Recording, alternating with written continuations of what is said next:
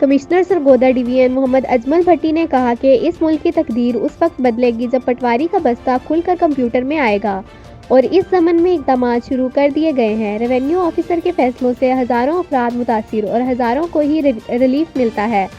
Revenue افسران عوام الناس کے لیے اپنی رسائی کو آسان بنائیں اور اپنے ہاتھوں سے خیر تقسیم کریں، نہ کہ جائز کاموں کے لیے بھی سائلین کو تنگ کیا جائے۔ اس امر کا اظہار انہوں نے نئے بھرتی ہونے والے نائب تحصیلداروں میں تربیت مکمل کرنے کے بعد سرٹیفکیٹ تقسیم کرنے کی تقریب سے خطاب کرتے ہوئے کیا۔ اس موقع پر deputy commissioner captain retired Shoaib Ali, additional commissioner coordination Rai Yasir Bhatti اور اے سی جی حافظ عبد المنان بھی موجود تھے۔ کمشنر نے بھرتی ہونے والے نائب تحصیلداروں کا ریونیو محکمہ میں خیر مقدم کرتے ہوئے ان کے لیے نیک خواہشات کا اظہار کیا۔